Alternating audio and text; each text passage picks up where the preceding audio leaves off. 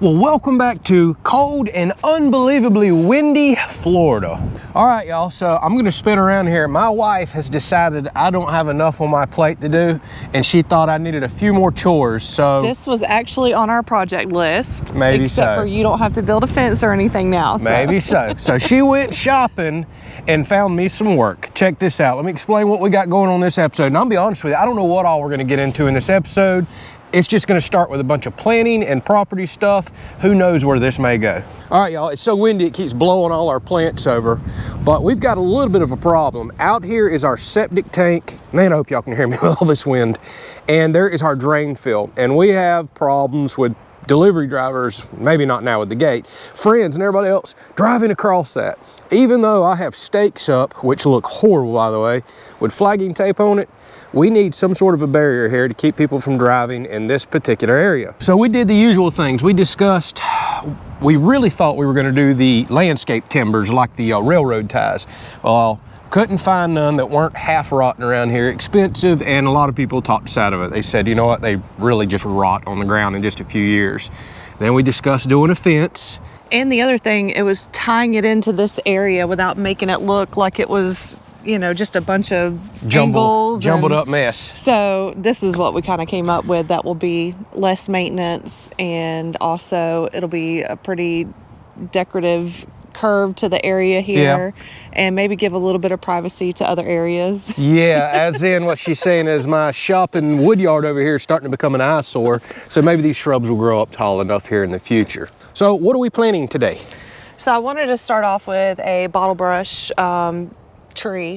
bush tree, whatever you want to call it, because I love hummingbirds and they do attract hummingbirds. So I wanted to kind of start that off here. It gets really bushy and big, so I figured that would be a nice area to kind of put this to start it off. And she keeps a hummingbird feeder and all right here too, so I guess that makes sense to keep all that together. And you want the hummingbirds close to the porch where you can see them. Exactly. And I do also have another one that I'm going to put in the center here as well. It's one that we've had for over a year that we needed to plant, so I figured that would be a perfect spot for it. And then I got 14 viburnums that I feel like will just be beautiful here when they do bloom. They only bloom for about 6 weeks, the guy told me, so that they're kind of in their bloom stage now. But I figured that would be really pretty through this area. And then I also had 2 gardenias that needed to be planted, and I figured that would be perfect to put down at the end over there. I'm gonna run over and get the tractor ready. I'm gonna show you how we're gonna dig these nice and easy and save our back today. So let's get after it.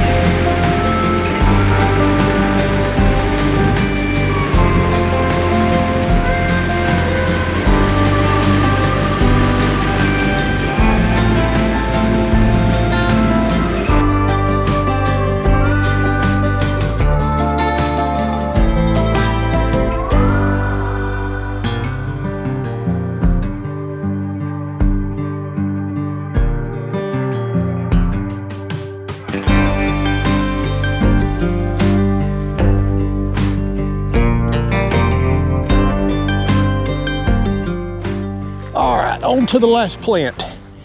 And the nursery was adamant, told us that you've got to make for sure these plants stay 1 inch at least or more above finished grade. And I guess that's because of settling of the soil that we've disturbed, and they'll eventually sink in. So we've been knocking some dirt in, checking, knock some more dirt in, Check again. Still not quite where we need it to be. All right, then we're throwing some dirt in little by little.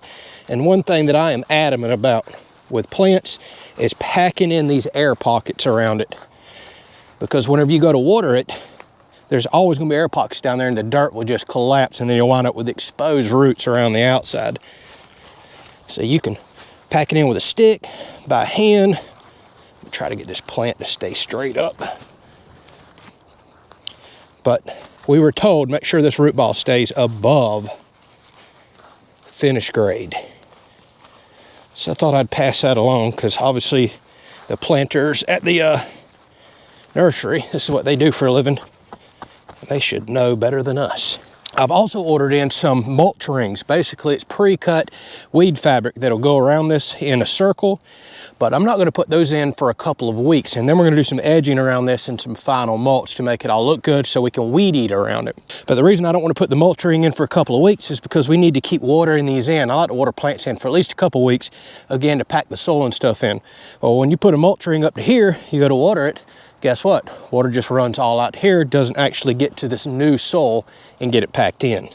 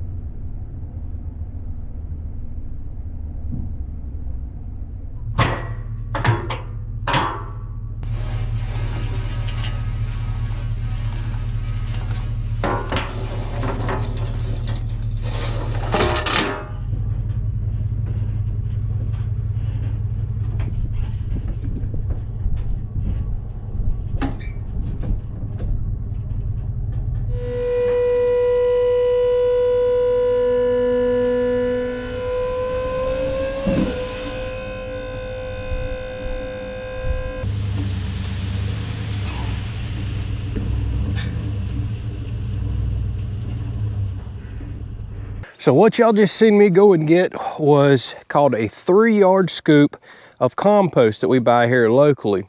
This entire trailer load's only $100. I added it up a couple years ago because we do this every single year. And to buy all that in bags at, say, Lowe's for a relatively well-known brand, like, you know, some premium potting soil, some premium compost, it was hundreds upon hundreds of dollars. I'm talking like, I don't remember the figure, $600 or $800 if I bought a bag versus going and buying it in bulk. Huge savings. So we try to go get that for planting the garden. By the way, that's what we decided to continue to do in this episode. Now, the only kicker is you have to have a trailer. So this is just yet another time my dump trailer is paying for itself over and over and over versus going and buying all this in bags. Buying in bulk, oh man, big savings. All right, I got my little soulless tractor out here. So this is what we're gonna be scooping, hauling everything around with. I have found that my landscape rake right here does an excellent job of smoothing all this across the garden. Then we'll go hook up the tiller to it, till everything in, plant all of our seeds. We've got a long day ahead of us, but let's get after it. This is how we stay a little more self-sufficient with things. Tiffany's over there working with the chickens right now, getting eggs, getting them out for the day, allowing them to free range. We're gonna do our garden, grow our vegetables this year. We're gonna plant some herbs and other stuff up by the house. Heck, we may include all that. We got a lot going on. Let's get after it.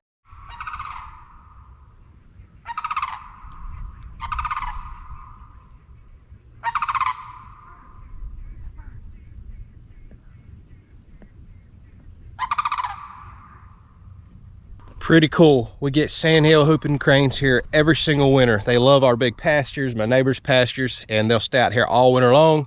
They'll be leaving before long because it's getting hot, y'all. That's also why we're doing the garden. It's supposed to be almost 80 degrees today, and the future forecast looks pretty good. Fingers crossed, no more frost.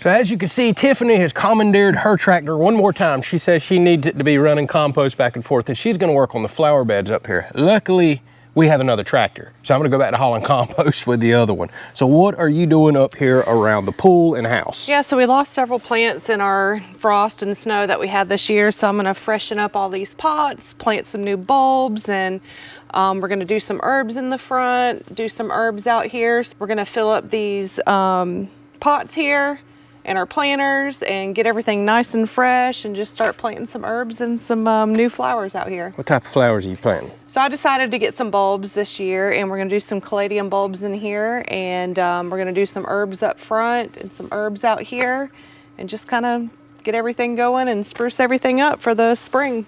And as you can see, stuff like our citrus, I love keeping limes around the house for drinks.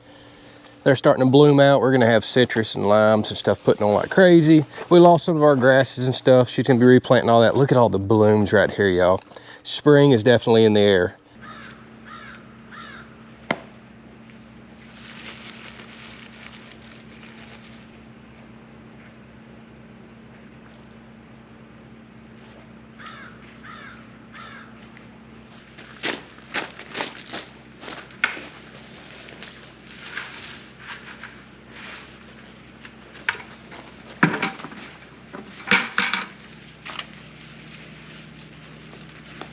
All right, we're gonna plant a few herbs in this bed. Last year we did dill here and it did excellent in this bed. So I'm gonna do my dill down here, and then we're gonna plant a couple of pepper plants down here.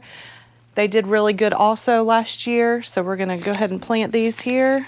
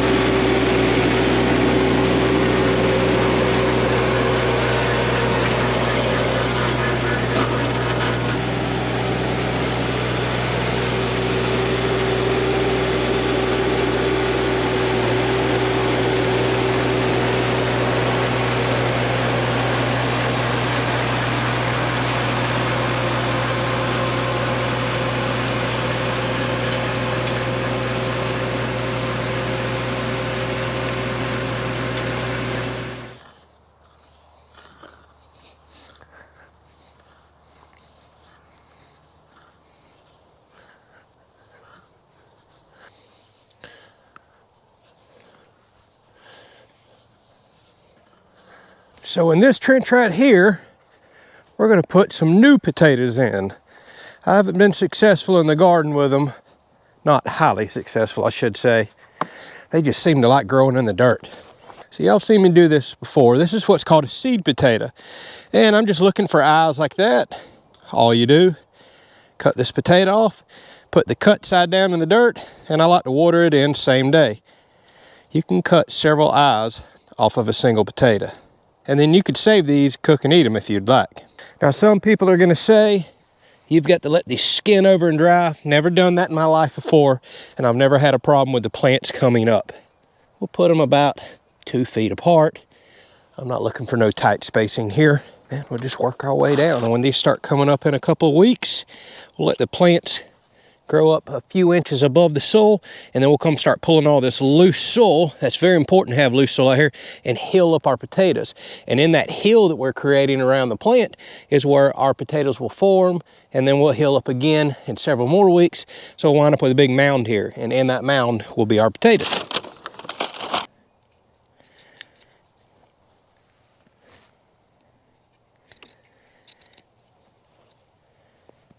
Now we'll just come along and cover our trench up. And I'll make sure I water this in nice and heavy. My goodness, that tiller does such a good job. I love how good the soil looks. Tractor tillers, oh, way to go, assuming you have a tractor. Now over here, I'm gonna plant some Jubilee watermelons, which is just my favorite watermelon. I don't care about all the seedless varieties and everything else. But the fact of the matter is, I just remember growing up having these Jubilees, and I absolutely loved them.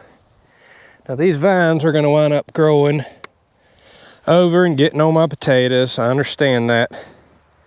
Not too terribly worried, to be honest with you. All right, probably the main reason I even grow a garden is right here. And that would be Silver Queen sweet corn. So I just put some pretty tight rows in here. You can grow it extremely tight in a rich compost bed like this. I'm talking I can get 100 and something ears of corn out of this bed. And I plant a couple beds. And I'm gonna show you, compost is so loose, the corn tends to wanna blow over in the wind because this is not packed soil.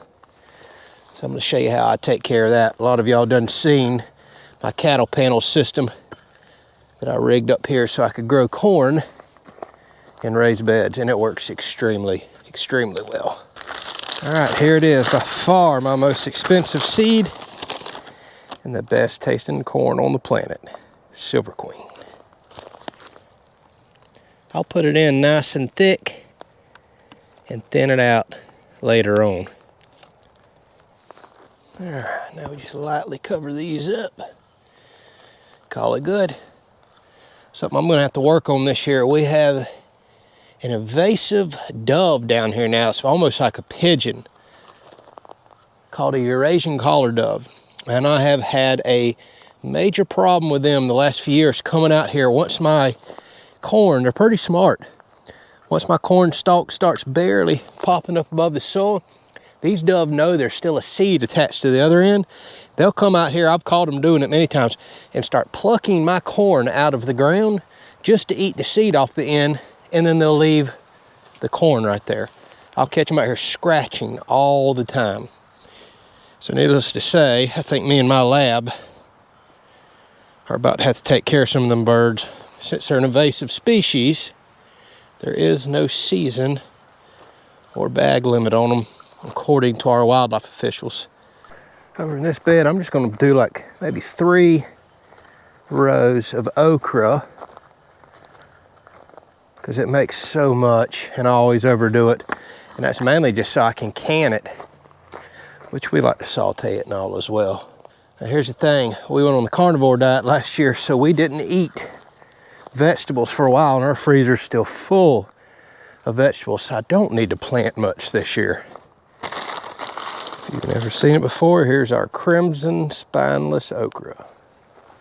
I put it in really thick as well. Then I'll come back out here and thin it out later. This year, I'm only gonna plant just a few zucchini and squash plants because we have so much in the freezer. But just in case I want some nice and fresh, we'll just put a couple plants in either of these beds. And trust me when I say 2 or 3 plants still makes all the fresh vegetables that you could eat. Over here, we'll do some squash.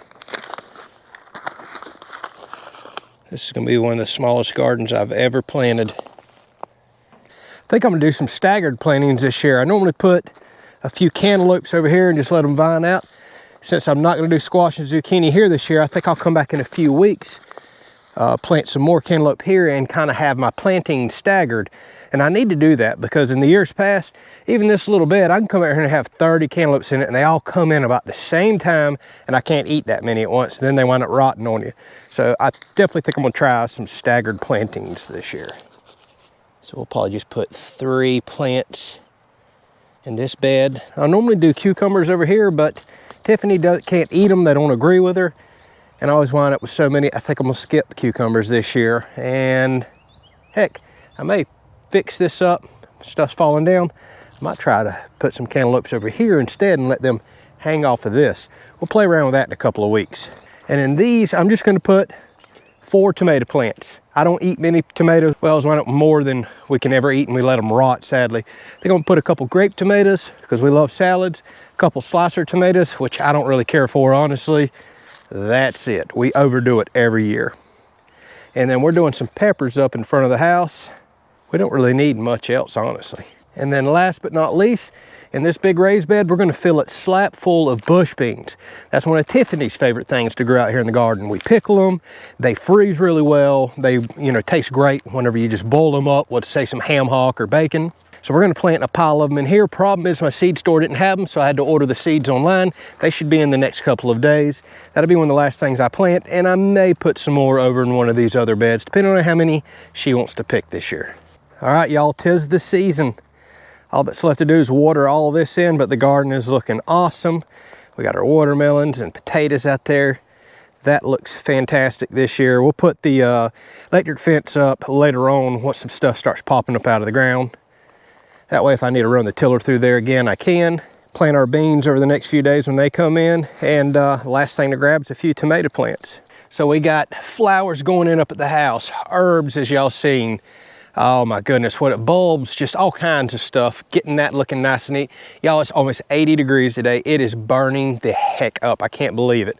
Now that we've did all this, watch, we'll probably get another frost. It's caught us before, but I know what y'all are gonna say. You can't believe we're already down here planting in Florida. Some of y'all are still up there dealing with snow and winter. I totally get it, but it's already getting hot.